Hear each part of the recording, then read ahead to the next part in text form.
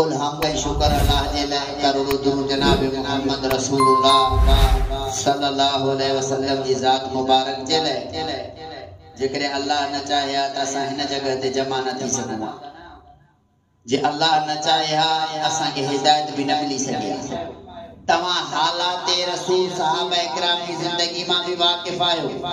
तमाम जंगुन में एक जंगे खैबर भी आहे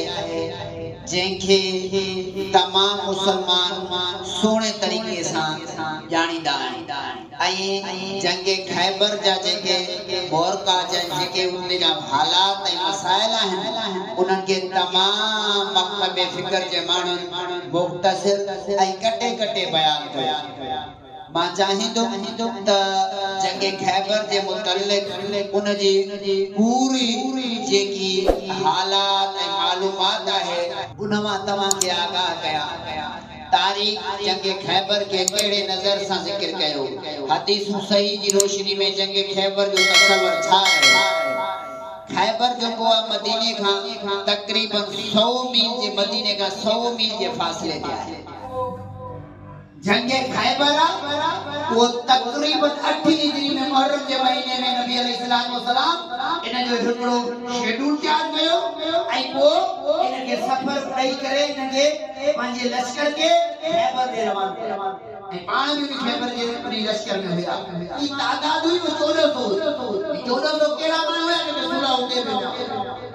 सुलह हुदैबिया में के 1400 हुआ उन्हनि माण्हू जो लश्कर खैबर के मथो हमले करण के लिए तैयार नबी अलैहिस्सलाम बैत रुज़वान वाले माण्हू के बड़ी जी तादाद 1400 हुई ऐं उन सोचो तो मना खैबर ने निकरण खपे उन गज़वा के मौके ते कोई यहूदी की साजिश न हुई मगर मुनाफिकन की भी साजिश मुनाफिक भी चाहें त इस्लाम के खत्म कयो वनी रसूलुल्लाह की दावत के खत्म कयो वनी कुरान सुन्नत की दावत के खत्म कयो वनी मोहम्मद रसूलुल्लाह की जिंदगी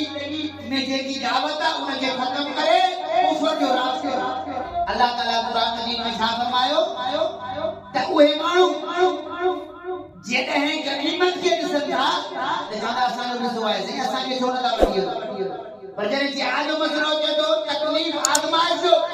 चवंदा घर में वेहंदासीं असांजे घर में केरु कोन्हे तंदरे कोई करे खैबर में निकिरन पिया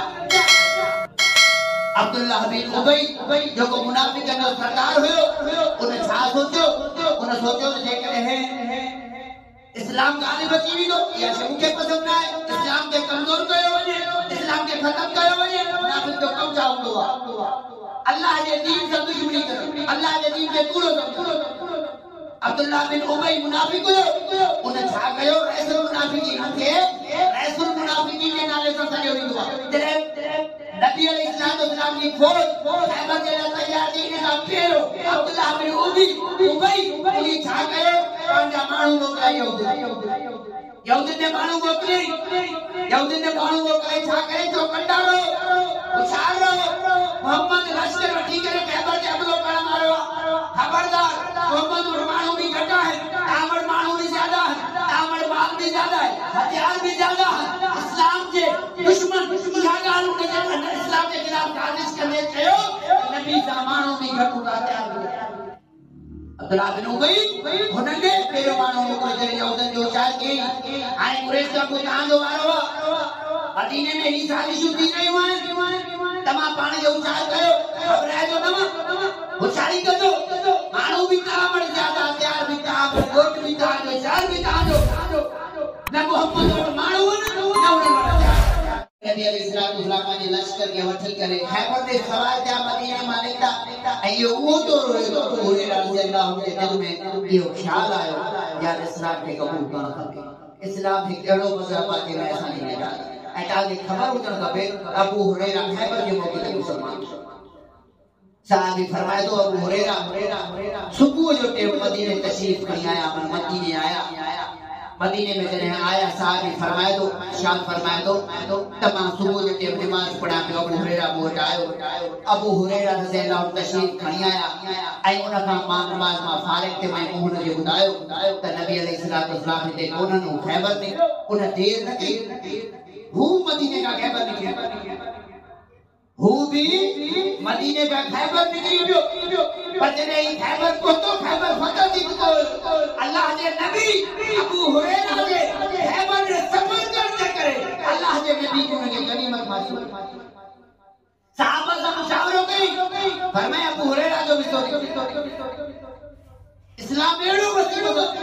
ऐं अबू हुरैरा खैबर जे मौके ते मुसलमान थियो खैबर जे सफ़र शुरू कई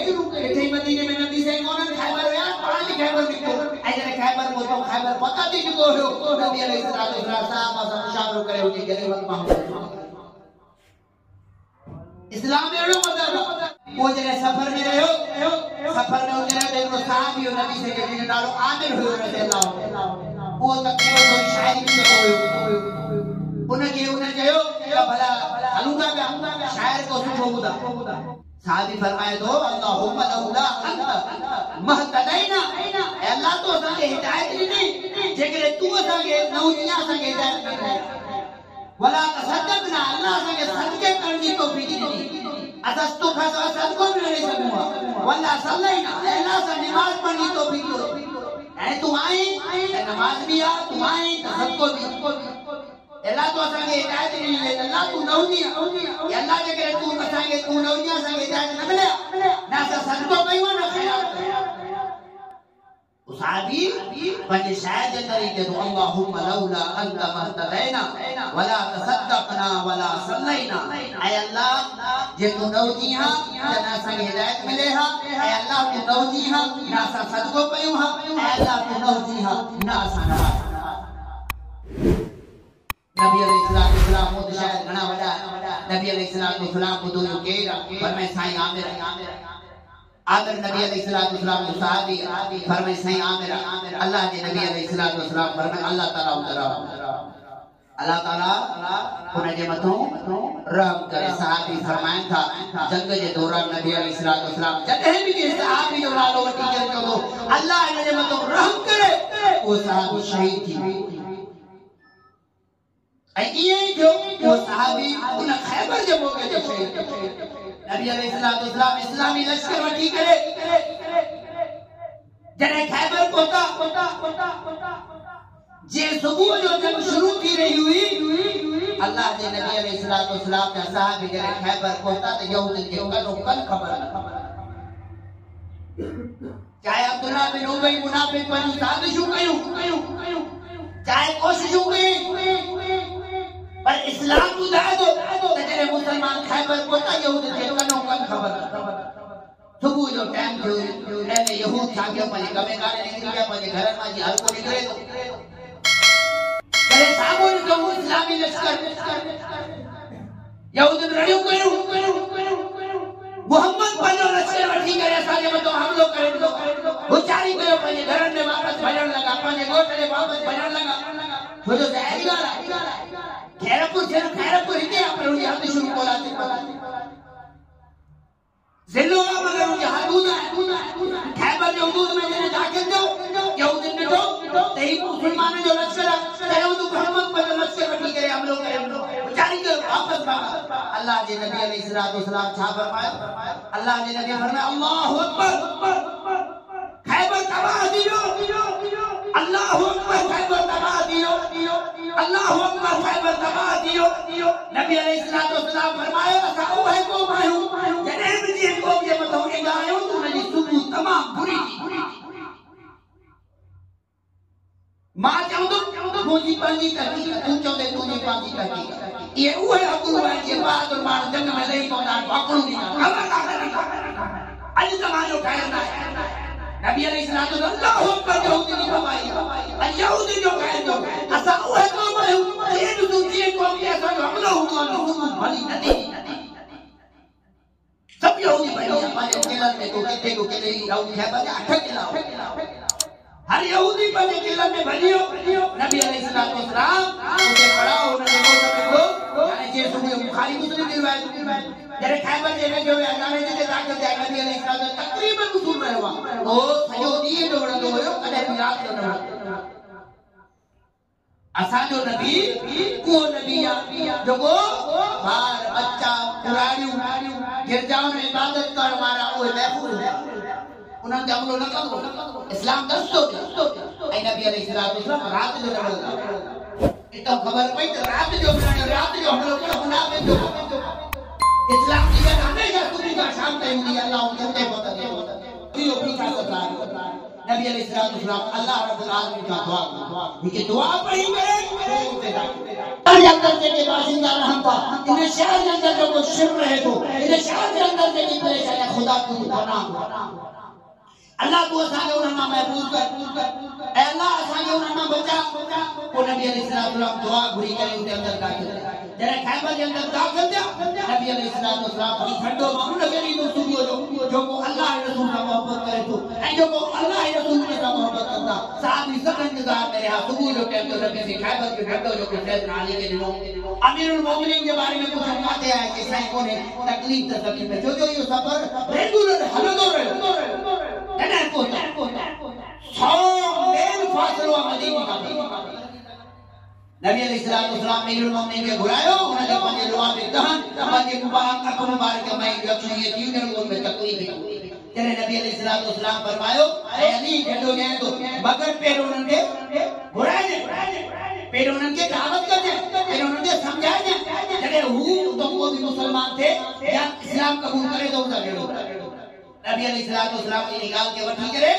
नबी अलैहिस्सलाम की निगाह के वठी करे अमीरुल मोमिनीन आया ऐं सभी के दावत पे जी किले के हिननि जो रुख जो वो मरहबा मरहब उन्हनि माण्हुनि जो भाषा हो 1000 माण्हुनि सां अकेले विहण जी ताक़त रखे 1000 माण्हुनि सां अकेले विहण जी ताक़त रखे थो जॾहिं ही मैदान हुजे पहुतो मरहब वारी जॻह ते पहुता जिते मतलब अॻे ई हूंदो पड़ाव जी करे पोइ विढ़ंदा जॾहिं हुते पहुता त मरहब छा कयो अन्नी मरहब के खैबर के ख़बर आहे मरहब मां बहादुर हां मां जंगजू हां पंहिंजे तरह सां हर तरह सां ढालू की हणंदा आहिनि ढालू हुन नबी अलैहिस्सलाम जो सहाबी आहे जो नालो आमिर तव्हांखे पहिरियों बि ॿुधायो जो शाइर पढ़े उहो जॾहिं हुनजे मुक़ाबले न तो उनी हिकिड़ी दरार सां वार कयो बरफ़ जो हो चाहे पियो जॾहिं घुड़ी में दरार हणा छो जो आॾो हल्को ढाल दे तो उन घुड़ी में दरार ही दरार फूटी लगी माना पहिरियों मुक़ाबलो आमिर रज़ियल्लाहु अन्हु नबी से जो सहाबी